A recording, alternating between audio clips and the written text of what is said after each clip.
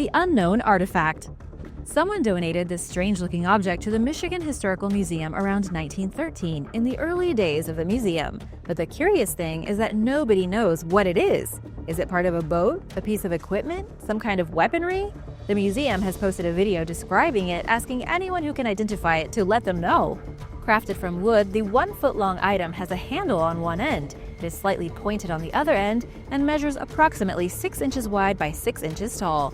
The round circular things are not objects inside, but circular wood pieces that were nailed onto the outside. There are no openings on the artifact, indicating that it was not made to put anything inside, as far as we know. It appears as though nobody made or kept any proper records documenting the object, which could partially explain why modern researchers have failed to determine what it is. Back in the day, when the object was donated, maybe everyone already thought it was obvious. Little is known about its origins other than the item came from the Fayette Historic Town Site, a mining ghost town located on Michigan's Upper Peninsula that manufactured charcoal pig iron between 1867 and 1891. It's one of several objects that make up a collection of unidentified artifacts at the Michigan Historical Museum in Lansing. What do you think it could be? Let me know in the comments below. Pirate coins. In Rhode Island, a handful of ancient coins were discovered at an orchard where people can visit to pick their own fruit. These coins may help to solve one of the oldest cold cases in the world. This case involves a murderous English pirate who became one of the most wanted criminals in history after plundering a ship filled with Muslim pilgrims. The coins that were found on Rhode Island were from the 17th century and had been minted in Arabia. These are some of the oldest coins ever discovered in North America, and they might explain how the captain of the pirate vessel vanished after attacking the ship.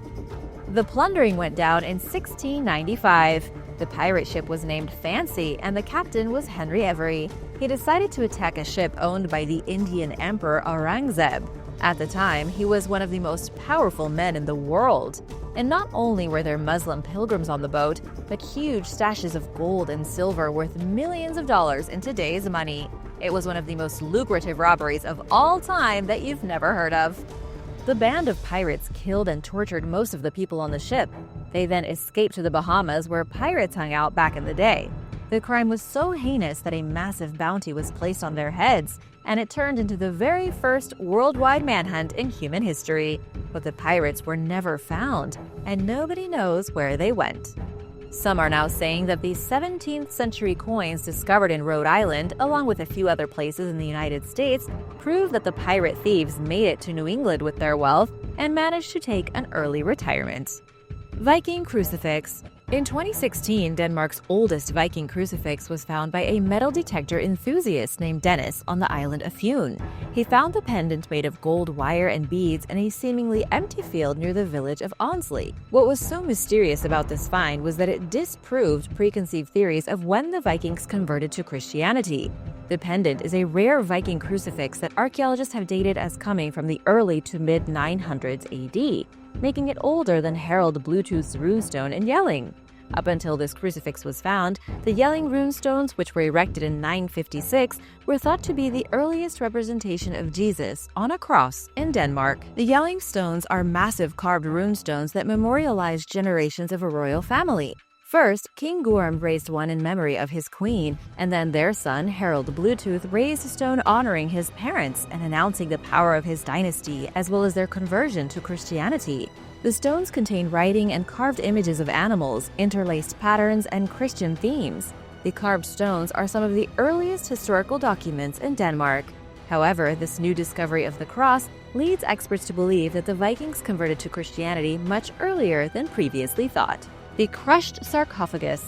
Archaeologists made a rare and shocking discovery during construction work on a natural gas pipeline.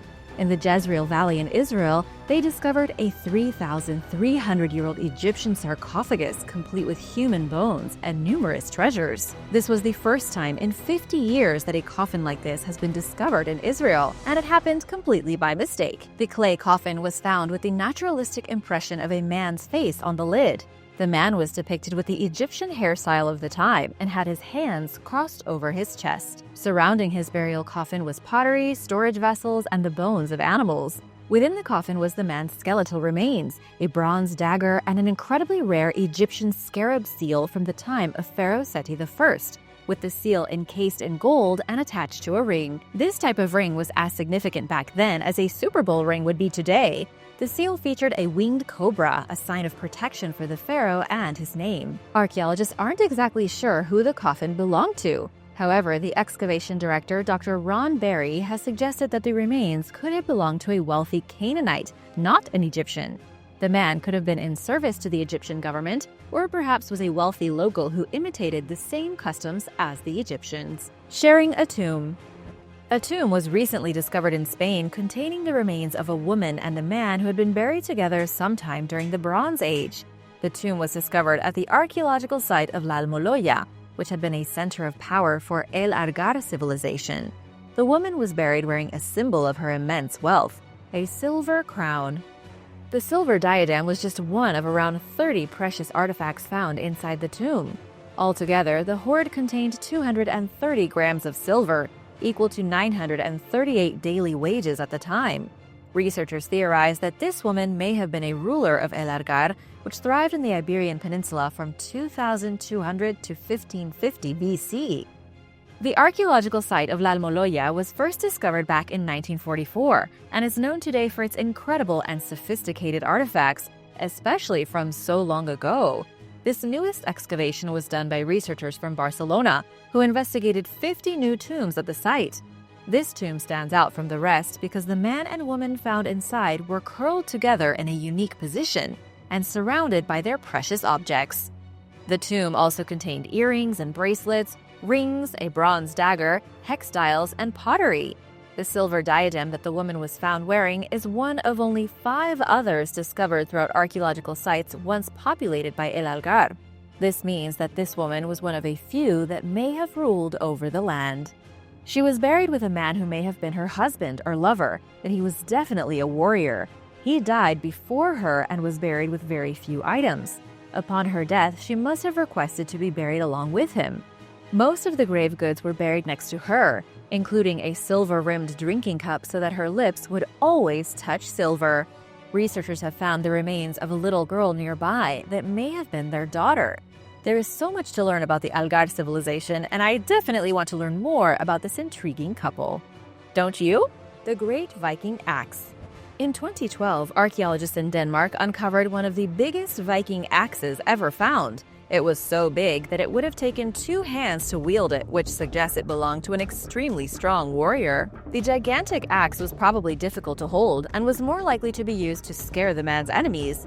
This type of axe, known as a Dane axe, has been called the machine gun of the Viking Age and was feared by people across Europe. The axe was the sole artifact found buried with the remains of the man, suggesting that this person identified himself as a warrior above anything else. The grave was found inside a death house, which is a type of Viking tomb. This particular tomb contained 3 separate graves. Archaeologists rely on graves like this one to provide important information about how the Vikings lived, and as technology advances, we can only expect to discover more fascinating artifacts that provide us a window to the past. Woolly mammoth bones. James Bristle, a farmer from Michigan, was working with his neighbor to dig a drainage pipe in his wheat field when he struck something hard with his backhoe. The object was about 8 feet underground, and at first, the farmers thought they had merely hit an old buried piece of wood, probably an annoying old fence post. But after a bit of digging, it turned out that they had stumbled upon a giant bone. They knew immediately that they'd happened upon something great.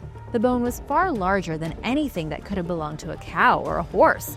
Their first thought was that it was a dinosaur bone, so they contacted the University of Michigan Museum of Paleontology, which is conveniently located only 10 miles from where they were. A professor named Daniel Fisher arrived at the farm with a team of 15 students, and they quickly realized that they were looking at one of the best preserved woolly mammoth skeletons ever found. I wish I'd been in that class. That sounds awesome. They dug a huge excavation pit around the discovery, and what they uncovered was nothing short of amazing. In just a single day, the crew managed to excavate 20% of the bones that once belonged to the prehistoric beast. They hoisted the mammoth's huge skull and tusks and carted them away on a flatbed trailer, along with ribs, shoulder blades, and even vertebrae. The remains have yet to be dated, but experts believe the mammoth was a fully grown male that likely lived between 15,000 and 11,700 years ago. They also believe it was probably around 40 years old when it died. To date, only about 30 prehistoric animals have been found in Michigan, but the one in this wheat field was by far the best. Unknown Man E. Near the end of the 19th century, Egyptian Antiquities Service head Gaston Maspero found the remains of a young man in a plain coffin bearing no clues as to his identity. Gaston was unwrapping mummies that were found at Deir el-Bahri near the Valley of the Kings. The deceased was wrapped in sheepskin, which was not a great sign, as it was a material the ancient Egyptians considered unclean, and his hands and feet were bound. But the strangest thing of all was that he appeared to be screaming, and strangely enough, the man was not traditionally mummified, as evidenced by the lack of an incision on his left abdomen indicating the removal of internal organs.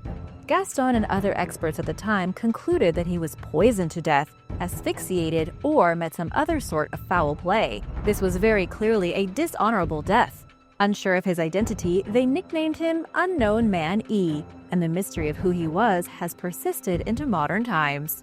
One theory is that Unknown Man E is a Hittite prince, who according to the royal archives was murdered near the Egyptian border after being sent there to marry Tutankhamun's widow.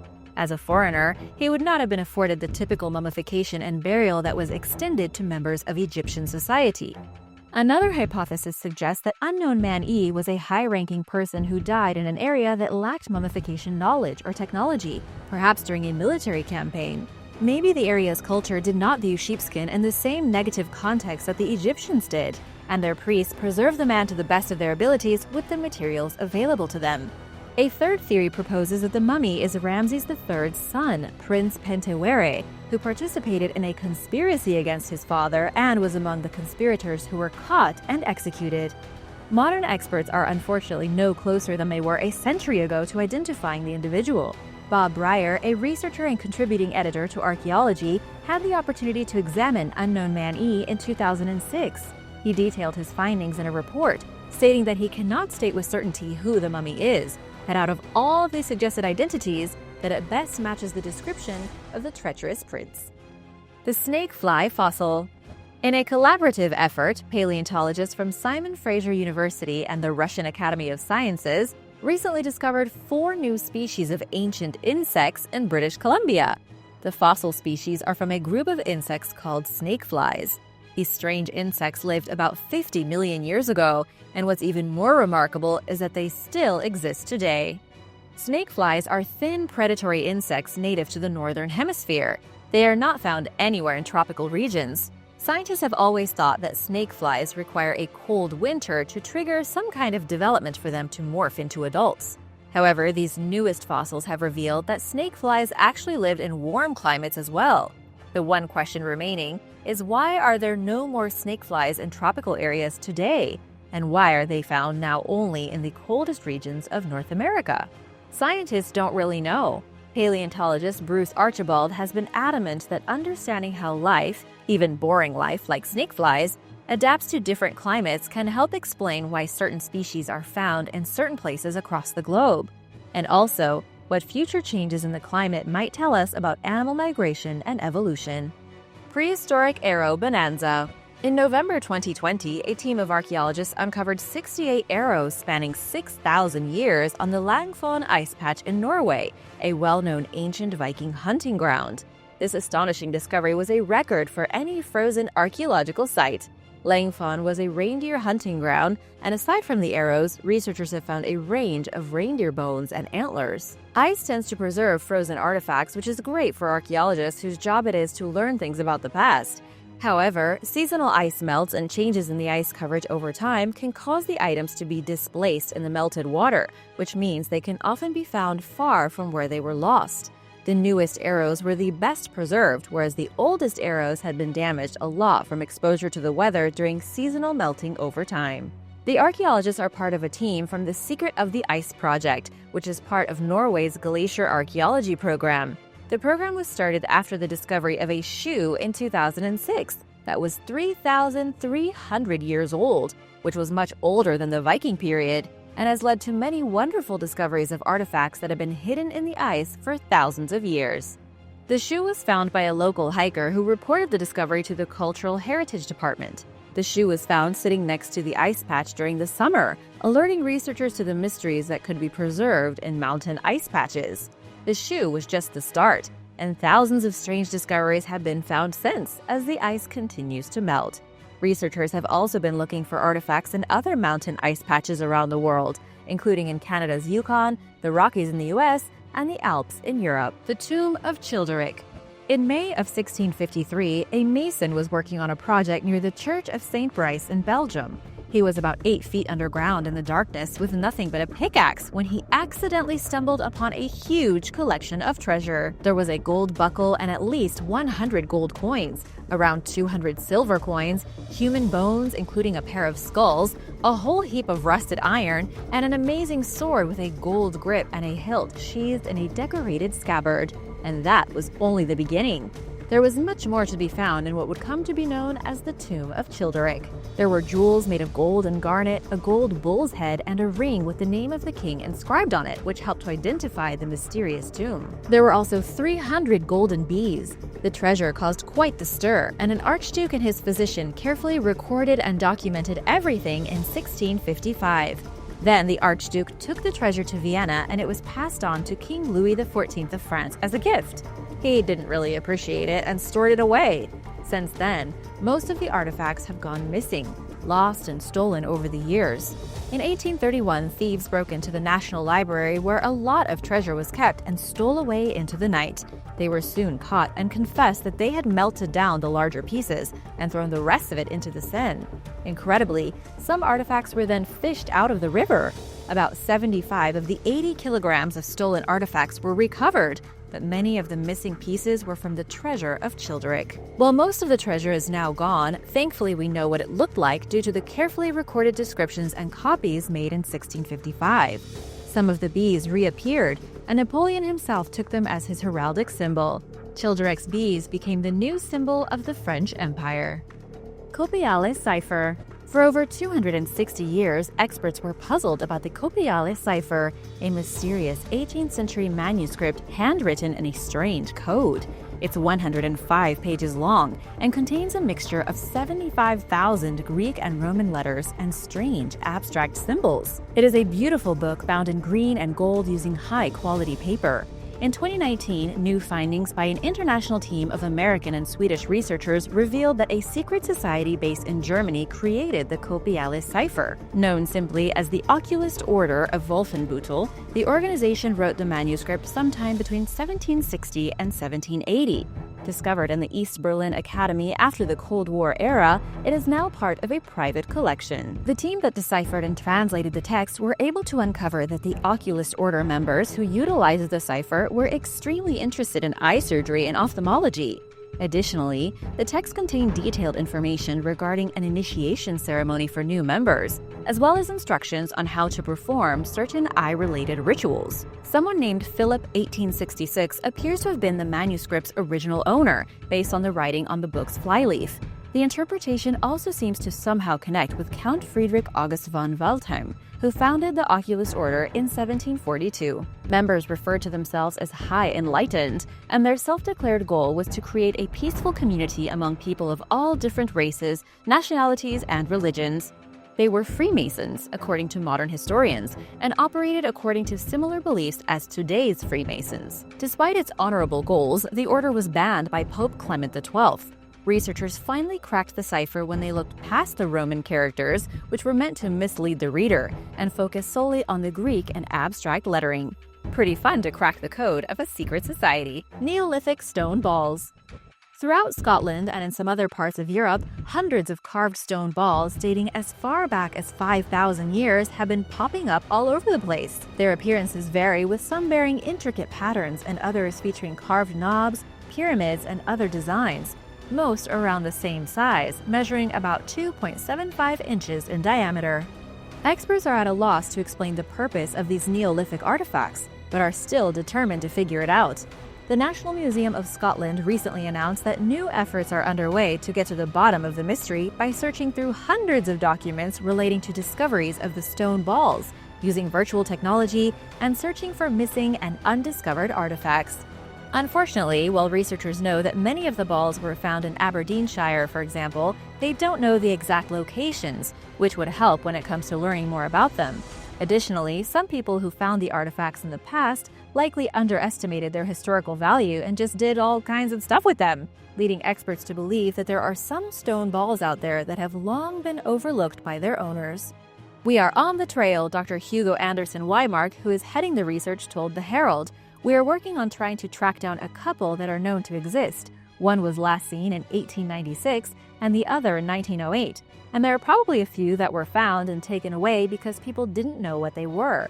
He added that Scottish law requires people to report archaeological finds, so if you have a decorated stone ball in your yard or something, you know what to do. The most recent discovery of a stone ball was found among a collection of flint tools in 2018. Anderson Weimark and his team hope that more will surface as their investigation unfolds.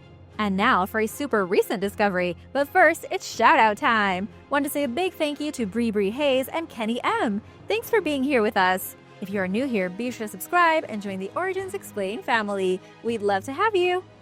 Shocking Egyptian tombs. Just this year, archaeologists on a joint Egyptian-Dominican mission announced the amazing discovery of 16 burials in tombs just west of Alexandria in Egypt. These burials were cut out of the rock at the Temple of Taposiris Magna. These types of rock tombs were very popular during the Greco-Roman era of Egypt.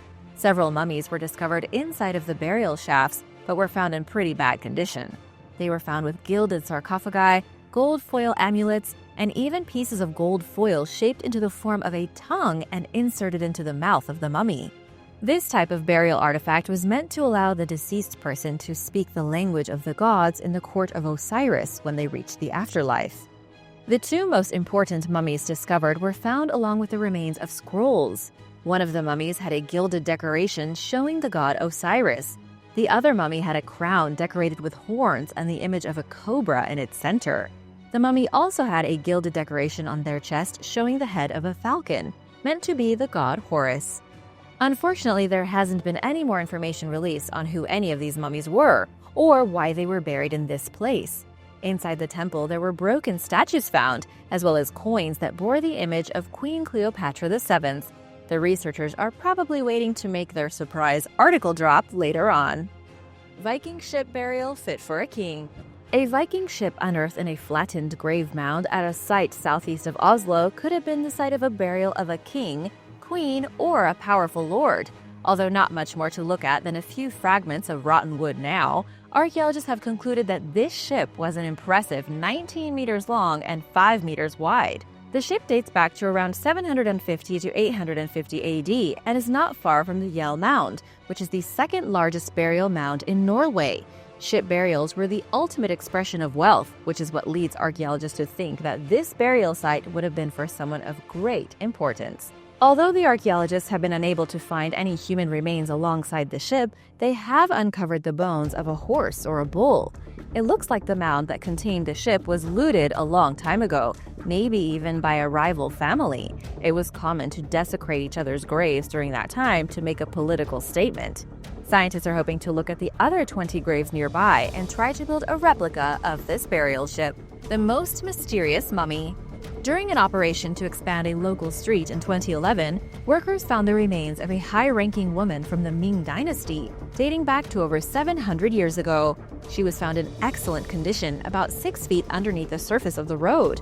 People had been driving over where she rested for decades. The road workers immediately reported the find, and archaeologists came out to excavate. They were extremely surprised at how well preserved she was. Her skin, hair, eyelashes, everything looked like she had just recently died. The woman was discovered inside a pool of brown liquid within her coffin. Whatever the mysterious substance was, the liquid must have been responsible for her fantastic preservation. Her skin and even her clothes were in almost perfect condition. She was found wearing traditional garb from the Ming Dynasty, and her burial also revealed ancient writings and other impressive relics. Her clothes were even made from silk, suggesting she was someone of great wealth and maybe authority.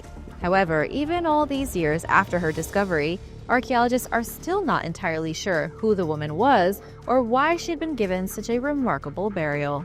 Ancient Triangle Cove. ancient broken bowls in Israel appear to be covered in some kind of strange code.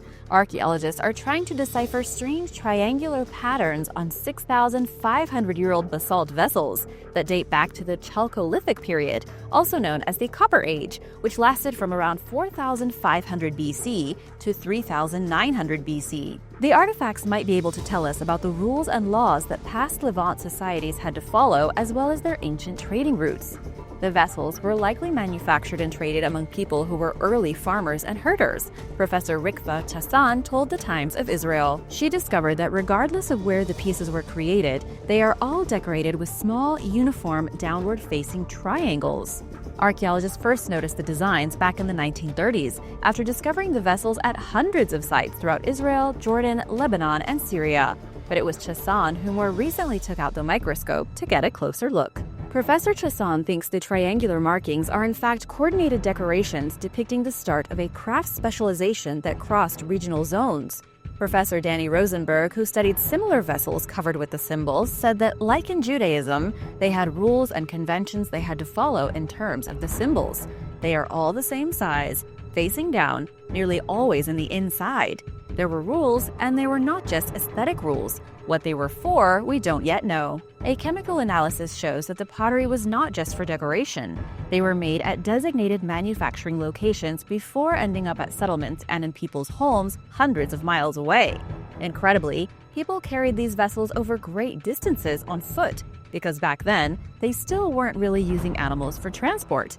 These vessels had important information that was worth carrying. In deciphering the ancient code, the team from the University of Haifa hopes to track the paths of ancient trade routes where the stone artifacts were exchanged and carried, as well as the locations of quarries and production sites.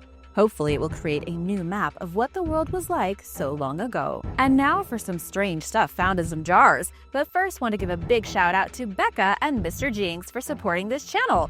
Really appreciate you all. If you are new here, welcome, and be sure to subscribe and join us before you go. Sanqingdui Gold Mask.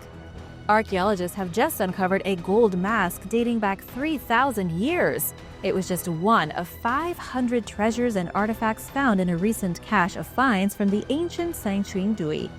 Uncovered in a collection of 6 newly discovered sacrificial pits, it weighs roughly 0.6 pounds and is estimated to contain 84% gold. In recent decades, archaeologists in southwestern China's Sichuan province have excavated troves of artifacts belonging to the enigmatic Bronze Age culture. A local farmer accidentally discovered the first known artifacts during the 1920s, but proper excavations did not begin until 1986. Altogether, over 50,000 artifacts have been recovered. Located throughout a 4.6 square mile area in the modern-day city of Guanghan, the site tells of a wealthy and powerful civilization that thrived in the 12th and 11th centuries BC. Other discoveries include objects made from ivory, bone, gold, and jade, as well as a bronze vessel featuring an owl pattern and a wooden box that has yet to be opened. Silk fibers found at the site indicate that the culture was one of ancient China's important silk manufacturers, according to excavation leader Tang Fei.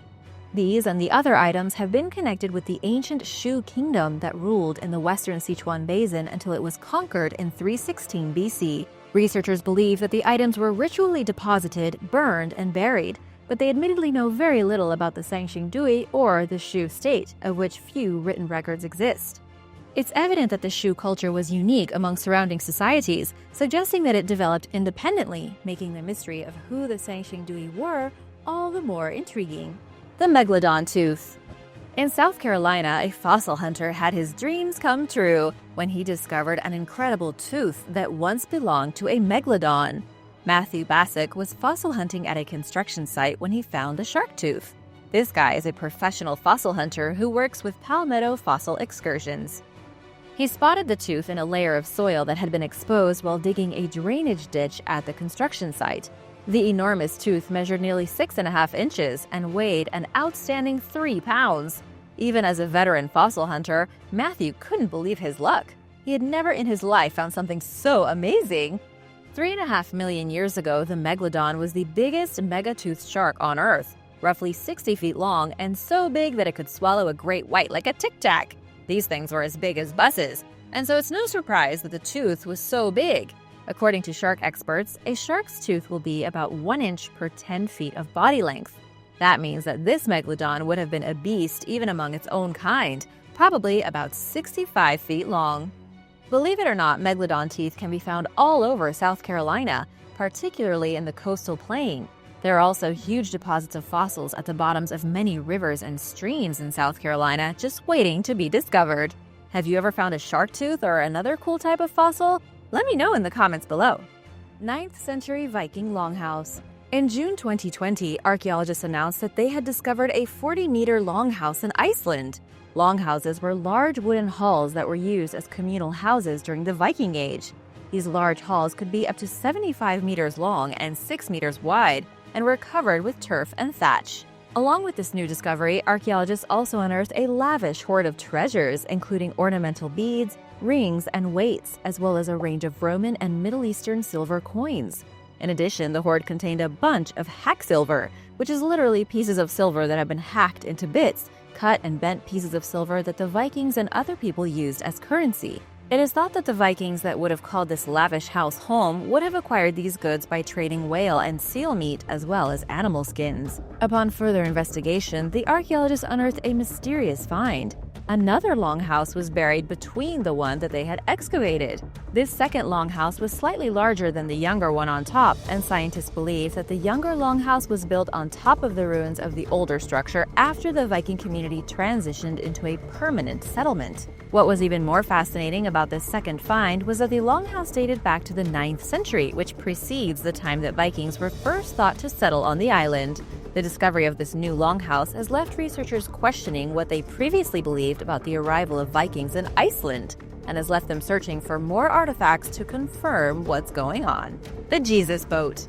In 1986, two fishermen named Moshe and Yuval Lufan discovered an artifact known as the Ancient Galilee Boat, or the Jesus Boat, sitting at the bottom of the Sea of Galilee in Israel. During a severe drought, they found the boat sticking out from the mud, which was normally covered with water. While at first the fishermen mistook the artifact for a modern fishing vessel, it was in fact a 2,000-year-old boat. Radiocarbon dating placed it at being crafted sometime around 40 BC and 50 AD. The boat measured 27 feet long and was built out of around 10 different types of wood. This indicates that there must have been a wood shortage at the time, or that the boat was made using a lot of different scraps. But what's really interesting is that the style in which the boat was constructed is consistent with the descriptions from Roman authors, the Bible, and even from ancient mosaics of the time. It took the Israel Antiquities Authority 12 days to clear the mud away and get the ancient boat to safety. And since then, some people have been claiming that this very boat is the same one that Jesus and his disciples used in the 1st century AD. And while there is no proof of it, some people are convinced it is sacred. If you want to see it for yourself, you can visit the Ancient Galilee Boat at the Yigal Elon Museum in Israel. Bottled wine and urine. Back in 2000, the Archaeological Institute of America published a story about the discovery of two sealed 17th century bottles containing very different contents. One was a vintage Portuguese wine found on a Dutch warship that sank off the Netherlands coast in the Wadden Sea. The incredibly rare 350-year-old onion-shaped vessel, which contained intact wine, was possibly a naval officer's stash and is one of the oldest corked bottles ever found. During its time, it was considered a very fine wine, according to historians, and a panel of 6 wine tasters who actually sampled it. Would you drink 350-year-old wine? Let me know in the comments below. Another corked bottle discovered in 1993 among the foundation of a demolished home south of London was originally thought to contain wine.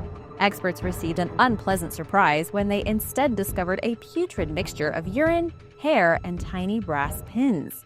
The object is a witch bottle, something that was used between the 16th and 19th centuries in England, with the intention to keep evil spirits away and combat witches' hexes. Around 200 witch bottles have been found in the country, but until this particular one was discovered, researchers struggled to identify the contents because the bottles had all leaked.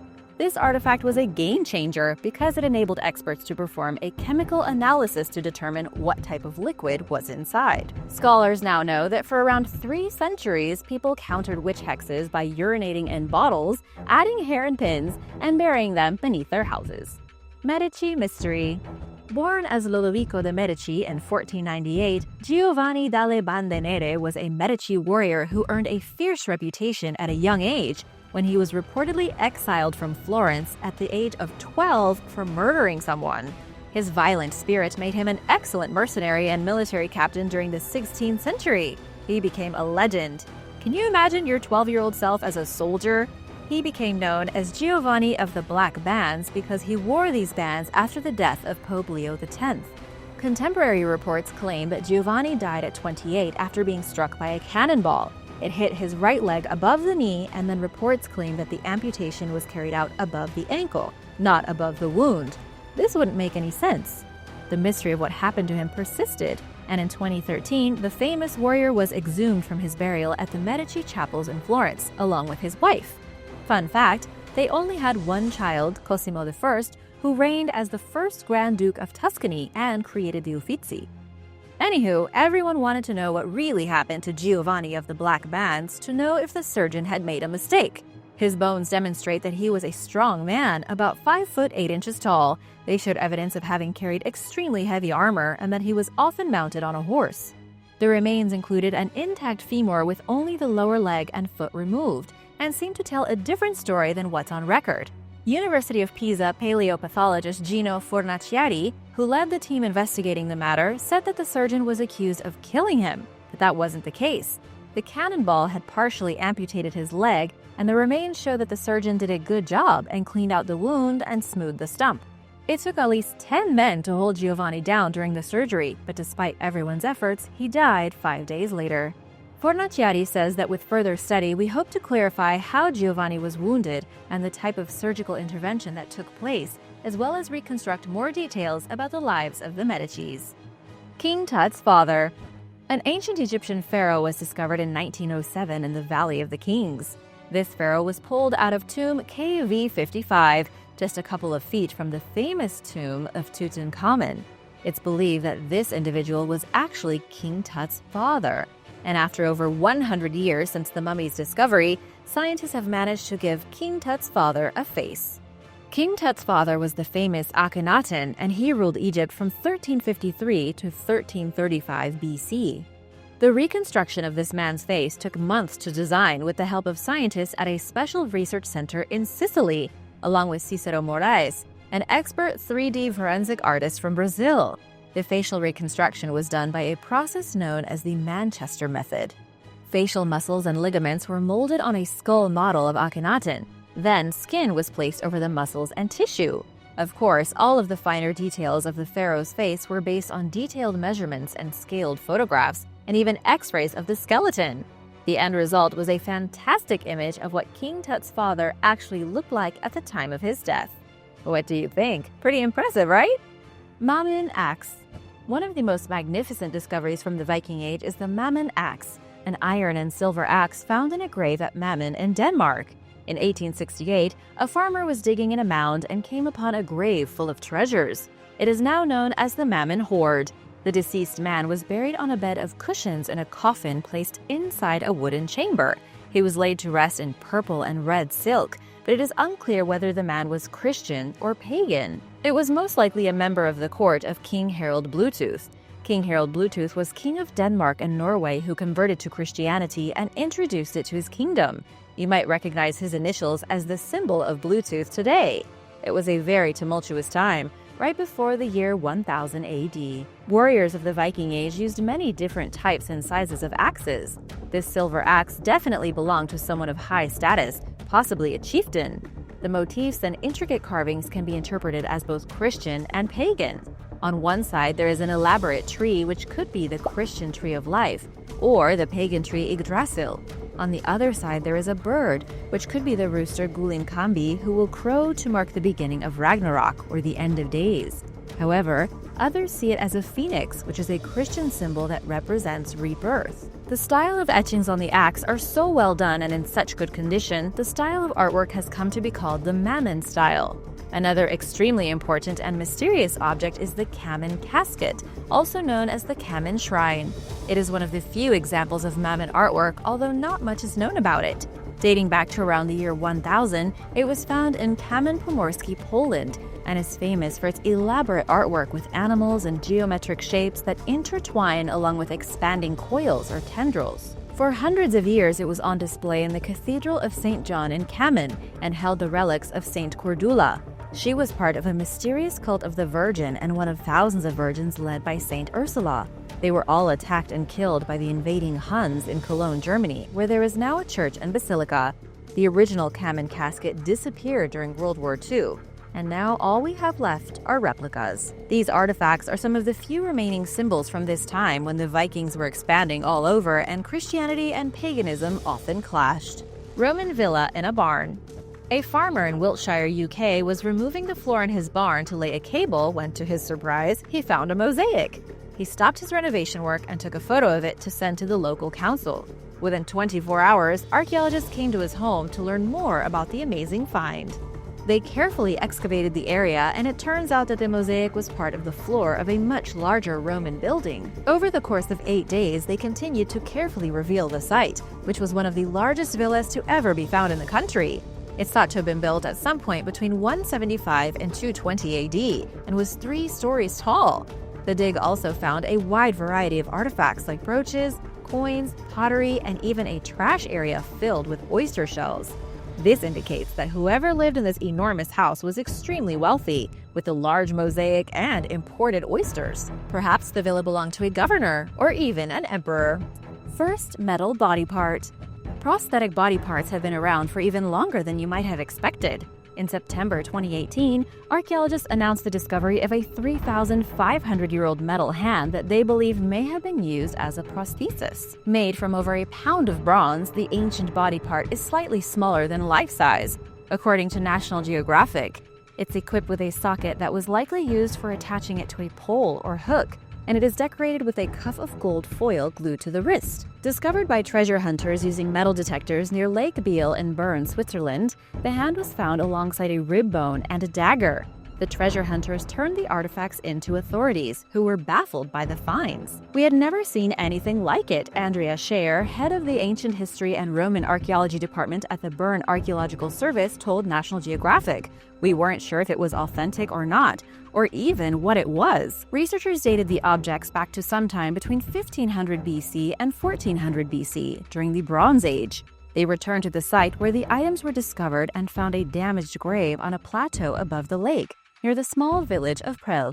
Here they found the remains of a middle-aged man as well as a long bronze pin, a bronze spiral, probably worn as a hair tie, and fragments of gold foil matching those that adorn the bronze hand. They also found one of the broken fingers from the hand, indicating that this was all originally buried with him and not placed there later. Since it does have a socket, it must have been placed on some sort of stick or pole and held, or it might have been worn as a prosthetic as part of a ritual. Metal objects, especially gold, are almost never found in Bronze Age graves. Even though we know about thousands of Bronze Age graves, nothing like this has ever been found before. Researchers are still trying to figure it out. The Denisovans.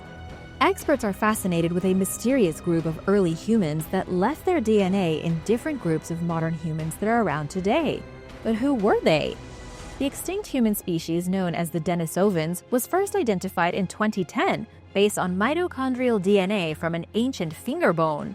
Found in Denisova Cave in Siberia's Altai Mountains, genetic information suggests that these archaic people had dark features and a Neanderthal-like build and facial characteristics.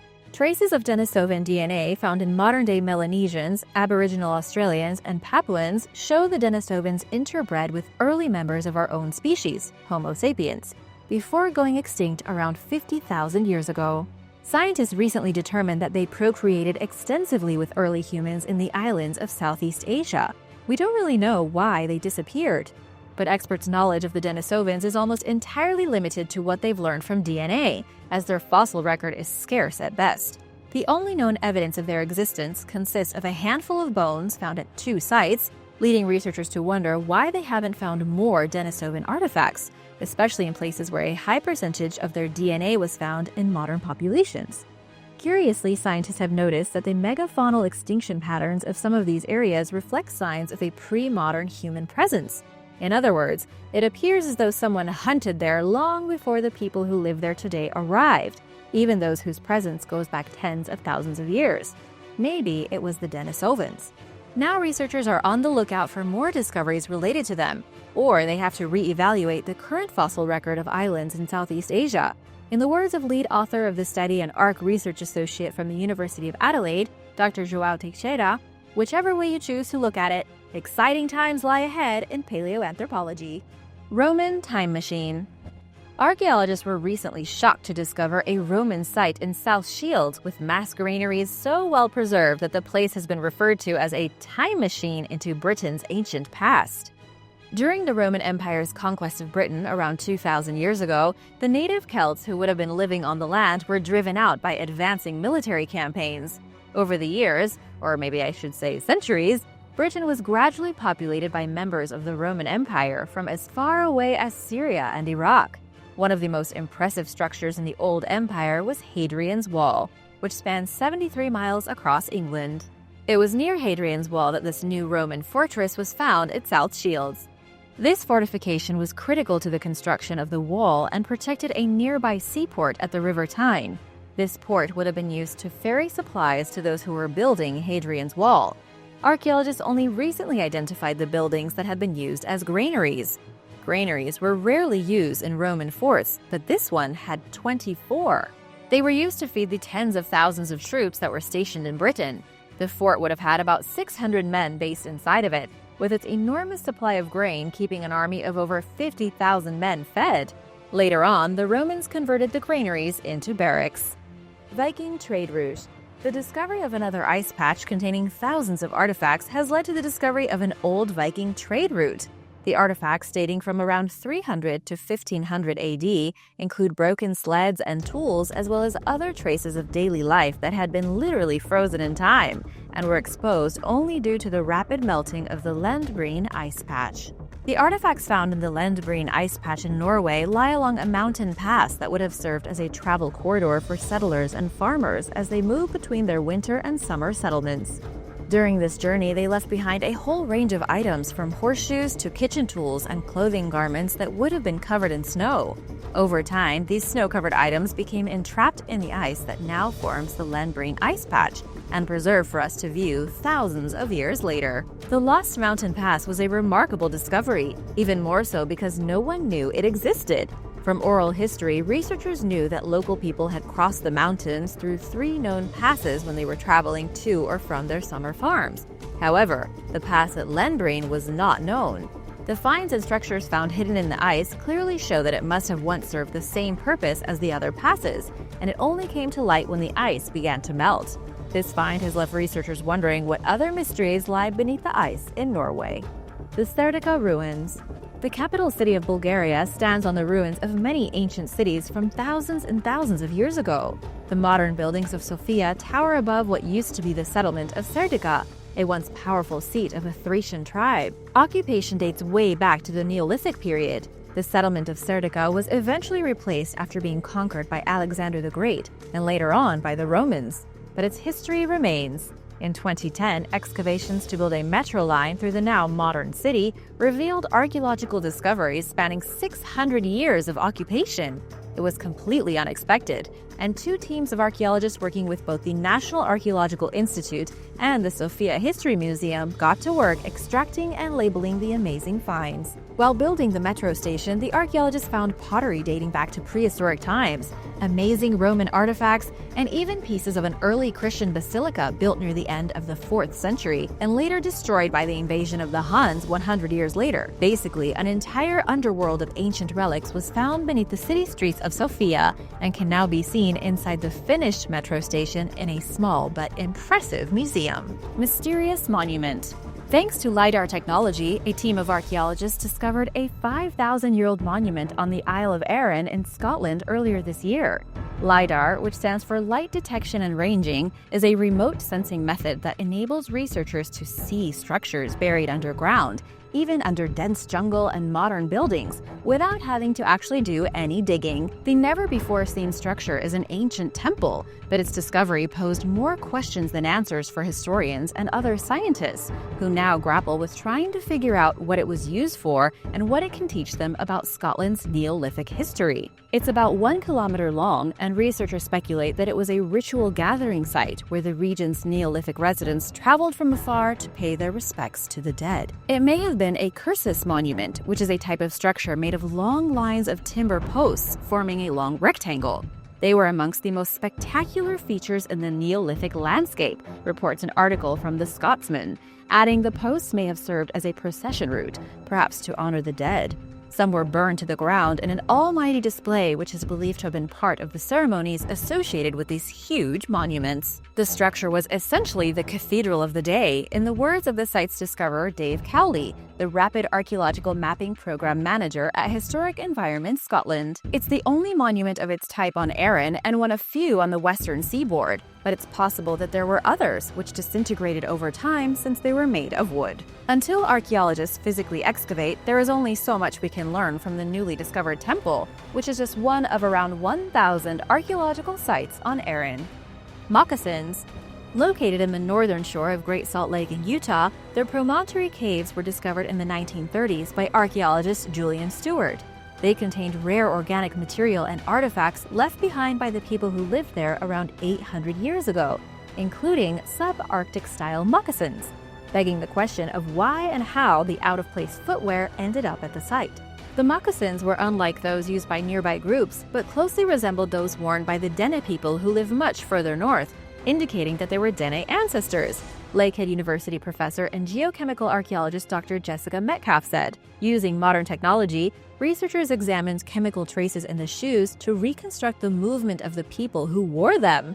An isotope analysis of an ankle strap, a part of the moccasin that was often reused, revealed that the people who lived in the promontory caves not only had subarctic Dene roots, but that they also traveled much further south of the Great Salt Lake at some point before their belongings ended up at the site, perhaps into the American Southwest where Dene-speaking people live today. Did you know that you could get that much information out of an old moccasin and an ankle strap? Me neither. It appears as though Dene connections date back much longer than scientists originally thought, with long-distance migrations starting many centuries ago. Carved stone pillar. Earlier this year, experts confirmed that an unusual stone pillar with facial features found in Canada is an authentic indigenous artifact, shedding new light on the region's history. Local resident Bernhard Spalteholtz discovered the 220-pound stone pillar on a Victoria, British Columbia beach last summer, submerged in water and covered in algae. It was then transported to the Royal BC Museum, where it was preserved. Grant Keddy, a curator at the museum, explained that conservationists worked very hard to preserve the artifact so everyone can enjoy it. Now the question is where to put it. The pillar's permanent placement will be determined in talks between the museum, Songhees chief Ron Sam, and Esquimalt First Nations. Unfortunately, the pandemic is drastically slowing down these proceedings, as well as the process of learning what the pillar has to teach about the region's indigenous history. The artifact was likely a special stone that was used in rituals and ceremonies, according to Keddy, who speculated that it probably once stood on a cliff overlooking the ocean. At some point, he believes that a landslide caused parts of the cliff to collapse, bringing the pillar down with it. I think possibly some storm had turned the stone up, Keddy told the Globe and Mail. He said it may have been buried further out to sea, covered with seaweed, and maybe only in recent years was shifted up onto the beach and then exposed. Stone pillars like this were believed to have special powers that drew salmon into fishing waters and made the weather favorable for fishing. Keddy admittedly wonders if there are more out there waiting to be discovered. A Viking relic. Field archaeologists working for the Swedish National Historic Museums were excavating a Viking settlement north of Stockholm when they found 8 silver necklaces and 12 coins. This treasure had been carefully wrapped in a cloth and stashed in a pot. It was a genuine Viking silver hoard and incredibly rare. One of the rarest coins found was a Norman coin minted in the 10th century. It is only the second of its kind to ever have been found in Sweden. The reason this is so exciting is that the position of the Duchy of Normandy was only created in 911, when King Charles of West Francia gave some land to the Viking chief Rollo, whom you might remember from the popular Vikings TV show. Since the ruler of Normandy was Viking, you would expect tons of Norman coins to find their way to Sweden, to the Vikings' homeland, but they are very scarce. This is because in Scandinavia at the time, they were only interested in pure silver coins, not the blended copper and silver coins made in France. This pure silver coin was an exception. Nobody knows how it got to Sweden or why so few were made, but it's certainly a remarkable and one-of-a-kind discovery. Viking Sword. Archaeologists in central Norway discovered a grave of a Viking warrior who was buried with a full set of weaponry, including an axe, spear, shield, and sword. Archaeologist Astrid Kvisteth became the first person to hold the sword in their hands in over 1,000 years. The burial site, which was discovered at Vinjora in the south of what is now central Norway, is part of a larger burial mound which contained several other graves. What was unusual about this find was that the warrior had been buried with the sword on his left side. This custom is a bit strange because in most of the burial sites found to date, the swords are placed on the right side of the warrior. One theory to explain this is that the Vikings thought that the underworld you go to after death is the mirror image of the upper world. This had led archaeologists to believe that the sword placed on the left of the warrior could signify that the warrior was left-handed. Otherwise, it may have symbolized something a little bit more sinister. The Edinburgh Vaults. The Edinburgh Vaults are considered to be one of the most haunted places in all of the United Kingdom. That's saying a lot. These vaults are a series of underground chambers formed by the 19 individual arches of Edinburgh's South Bridge in Scotland. It all began in 1788 when a bridge was proposed to link High Street with the famous University of Edinburgh.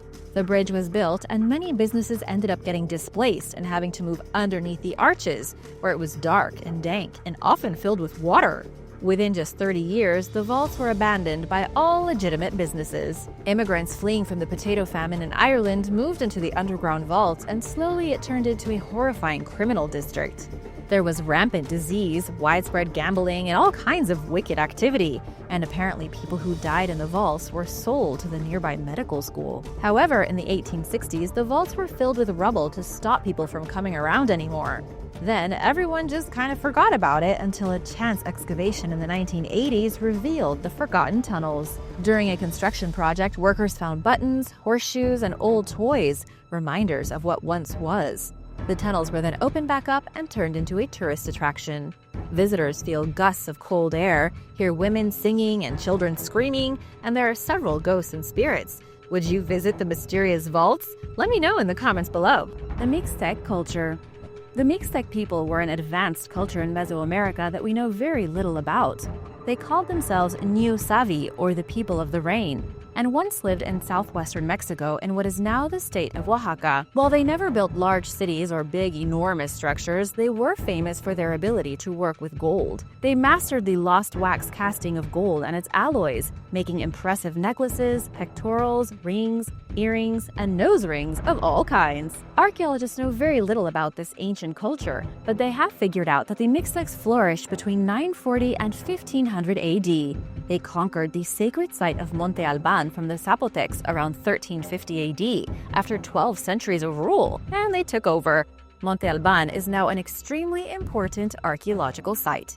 One grave at the site, known simply as Tomb Number 7, contained valuable treasures made of gold, silver, pearls, and turquoise, showing that the culture was sophisticated and wealthy. The Mixtecs also developed a calendar, impressive architecture and irrigation systems, and a writing system. Their written symbols and pictures greatly influenced the writings of other cultures in Mesoamerica.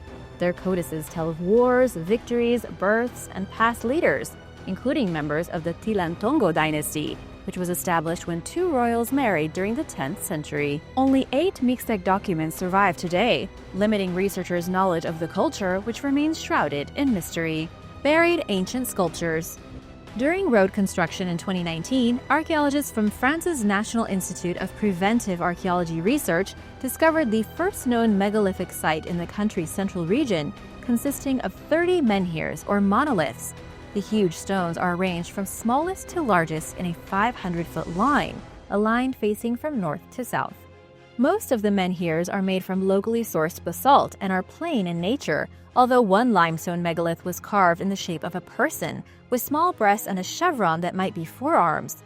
At some point, someone deliberately buried the ancient sculptures, along with an adjacent four-sided stone cairn that was also found at the site. Measuring 46 feet by 21 feet, the cairn surrounds the burial of a tall man. Evidence shows that people used the site for thousands of years, from the Neolithic period through the Bronze Age, but researchers do not know why someone purposely obscured the monuments from the landscape by burying them.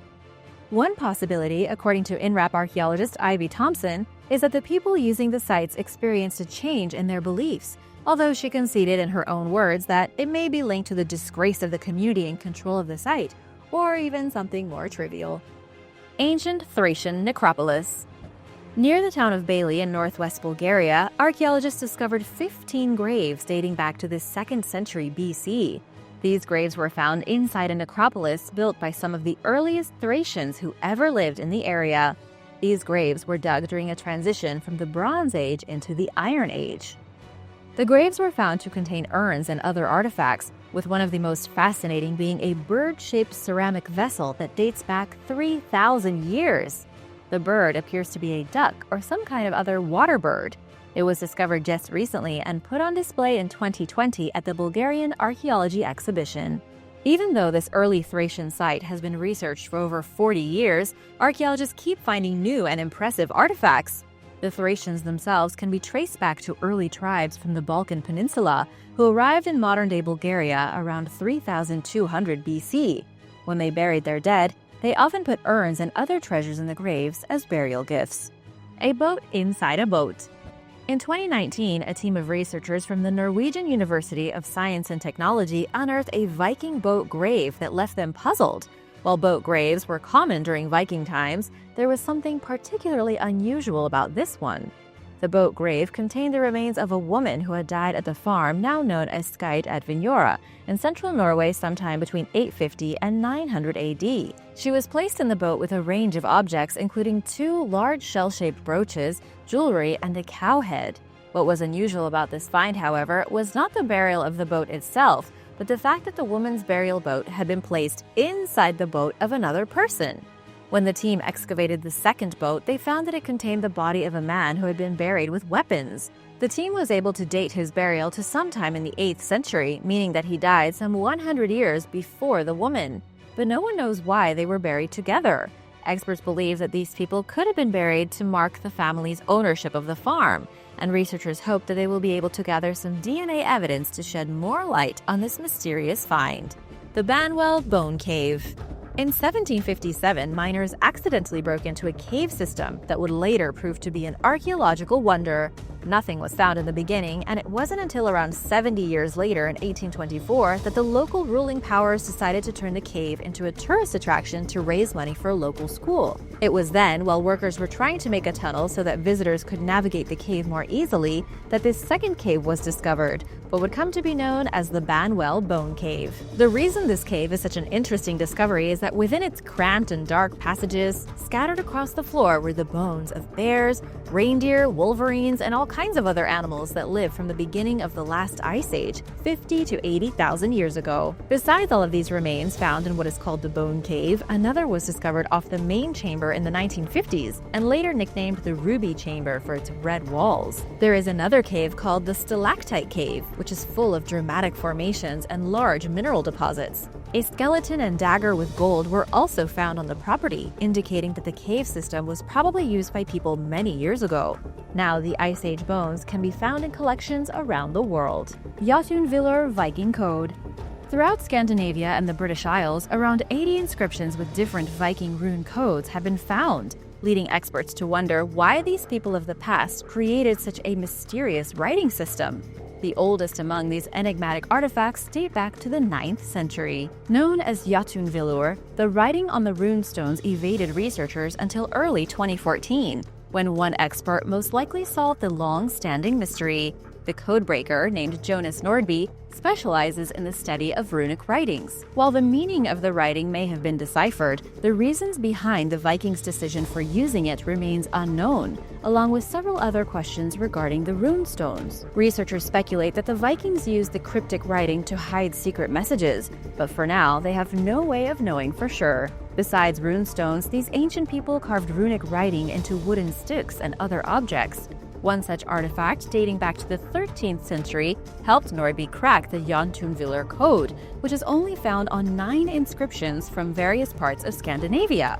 While this particular writing system is rather confusing, he did it! One runestone contains the simple, blatant message, "Kiss me." Nordby explained that runes were used to communicate, and that the messages he deciphered may have been from husbands to wives, friends, to record transactions, or for other practical, everyday reasons, just like ancient text messages. Bison Bone Mystery. In 2015, archaeologists in Alberta, Canada, discovered a wealth of artifacts left behind by the poorly understood ancient Northern Plains culture of North America. The finds included the bone fragments of 65 or more bison dating back to around 500 BC, who appear to have been butchered in a single event, and over 100 stone points crafted from a type of rock that is only found 620 miles away in North Dakota. The most peculiar artifacts were a series of 8 bison bone arrangements found beneath the layer of scattered bones and tools. Archaeologists raced against the clock to excavate and document the site, located just north of the Montana border, amid evidence of lootings. Everyone's always trying to steal these discoveries. It seems as though the ancient hunters ambushed the bison by herding them into marshy territory surrounded by dunes, giving them limited options for escape. Plus, the 2 different types of projectile points recovered from the site indicate that there were 2 different cultural influences in the area. They resembled the stone points of both the Basant phase, which are typically found further to the east, as well as the Sonota, who were based in what are now the Dakotas. The discovery of the artifacts is groundbreaking, showing that these groups lived in Alberta around 2,500 years ago, and raise important questions about how and why these cultures migrated north and westward, as well as regarding their trading relationships. Additionally, the presence of bison stone sculptures has researchers wondering what they were for. They may have been ritual offerings, but they also may not have been. Their purpose for now remains a mystery. The Maryland Colonial Site. Archaeologists recently discovered the earliest colonial site in all of Maryland after searching for nearly 100 years. The historic fort at St. Mary's was the first ever English settlement in Maryland, and one of the first in what would become the United States. It was discovered with the help of archaeological geophysicist Tim Horsley, who used ground-penetrating radar to detect the outlines of the ancient buildings at the settlement. Tim managed to uncover the palisaded fort created in 1634. The scans also revealed evidence of dwellings inside of the fort, some of which are believed to have been Native American. An excavation followed the discovery, and archaeologists turned up physical evidence of a brick cellar, a trigger guard that was used for a musket, and a much older artifact, a quartzite arrowhead that's been dated back 4,500 years. The archaeologist who discovered the lost fort at Jamestown in 1994 said that this was a significant discovery because St. Mary's was a sister colony of the Jamestown colony. Archaeologists have been looking for this place since the 1930s. Today, it's nothing but an empty meadow roughly the size of a football field. This place was inhabited by 150 colonists, most of whom were English Catholics fleeing persecution from the Protestant rule back home in England. They arrived in Maryland on 2 ships in March of 1634, named the Ark and the Dove. This was less than 30 years following the first permanent English settlement at Jamestown. Viking fortresses. In 2014, a team of archaeologists discovered a Viking fortress on the Danish island of Zealand. The newly discovered fortress is large, spanning 165 meters across, and dates back to the 10th century. What is most unusual about this finding is that this new fortress, named Valloborgring, is the first to be discovered in 60 years, and scientists thought that they had unearthed them all. This fortress and 6 others found across Denmark and Sweden are known as Trelleborg. The discovery of these Trelleborg showed that the Vikings were accomplished architects that were capable of building magnificent fortresses. The ring fortress found on Zealand is over 1,000 years old and was believed to have been ordered by King Harold Bluetooth in 980 AD. The fortress had 4 openings in total, each of which would have been enclosed by wooden gates that were eventually burned down, which presumably occurred during battle. This new finding was made possible thanks to advances in technology. The team of archaeologists used a technique called gradiometry to unearth their finding. This technique takes measurements of the Earth's magnetic field in the soil. Researchers are able to use this information to compare the variations in the magnetic field from location to location to detect where humans have previously altered the Earth, and then they can begin excavation. In 2019, a Danish authority on the island of Zealand gave the green light for the National Museum of Denmark to reconstruct a Viking fortress on one of the original sites. So soon, you'll be able to walk right through one. The Underground City. In 1963, a man living in the Cappadocia region of Turkey decided to do some home renovations. He knocked down a wall in his basement and fell into what would turn out to be one of the most incredible archaeological discoveries of all time. Behind the wall in this man's basement was a secret tunnel to the underground city of Derinkuyu. The hole in the wall led archaeologists into a massive underground city about 200 feet below the ground that had initially been designed to hold roughly 20,000 residents and their livestock. The city had churches, a school, food storage areas, it had wineries, vents to the surface for air, and hidden entrances all throughout the nearby hills. The city was designed to hide the inhabitants of the region during a siege, as there was enough room for the people and their food to hold out for a significantly long time in case they were under attack. And the whole time, the invaders would have had no idea that the people were right below their feet. The city was probably fully built by the Byzantine era when it was used during the Arab-Byzantine Wars from 780 to 1180. During the 14th century, the Christians went underground. Even up until the 20th century, the locals would use the underground cities to escape persecution. In 1923, the Christians were expelled from Turkey and moved to Greece, and the underground city was forgotten. National Geographic reports that a housing construction project has unearthed another large underground city that may even be bigger than Derinkuyu. Construction workers demolishing homes found a network of rooms and tunnels. Like Derinkuyu, the site was enormous and self-sustaining with water and air shafts. When an enemy came, locals would flee underground, taking their livestock and blocking the tunnels with large round stone doors. There are probably many more that have yet to be revealed.